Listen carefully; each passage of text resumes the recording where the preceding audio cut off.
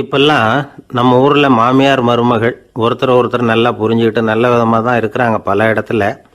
அதனால் நான் இப்போ சொல்ல போகிற கதையை கேட்டுவிட்டு இந்த காலத்தில் அவ்வளவு மோசமாக யார் சார் நடந்துக்கிறாங்க அப்படின்னு கேட்டு யாரும் சண்டைக்கு வரக்கூடாது.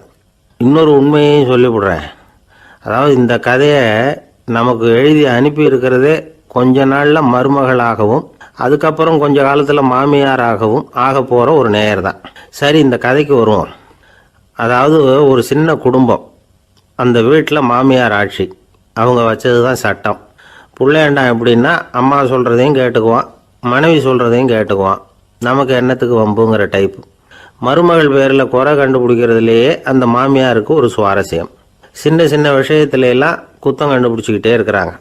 பொதுவாக எல்லாரும் எப்படின்னா ஏதாவது ஒரு காரணத்துக்காக சண்டை போட்டுக்கிட்டு இருப்பாங்க. அந்த அம்மா எப்படின்னா ஏதாவது ஒரு சண்டையை போடுறதுக்காக காரணத்தை தேடிக்கிட்டு இருப்பாங்க. அப்படி ஒரு மனசு. அந்த மருமக பொண்ணு பாவம் பயந்து பயந்து ஒவ்வொரு காரியமும் செஞ்சுக்கிட்டு வந்தது.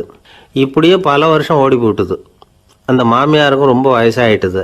இருந்தாலும் அந்த பழைய சுபாவம் மட்டும் மாறவே இல்லை. திடீர்னு ஒரு நாள் பக்கவாதம் வந்து அந்த அம்மாவுக்கு ஒரு பக்கம் கை கால் இழுத்துக்கிட்டுது. வாய் சுத்தமாக பேச முடியாமல் போயிட்டுது. சத்தம் மட்டும் வரும். ஒரு பக்கத்து கை காலை அசைக்க முடியும். பேசுறதெல்லாம் கையால் தான், அதாவது கை சைகையால். இப்படிப்பட்ட நிலைமையில கூட அந்த பொண்ணு தண்ணியோ பாலோ இவங்க எதிரில்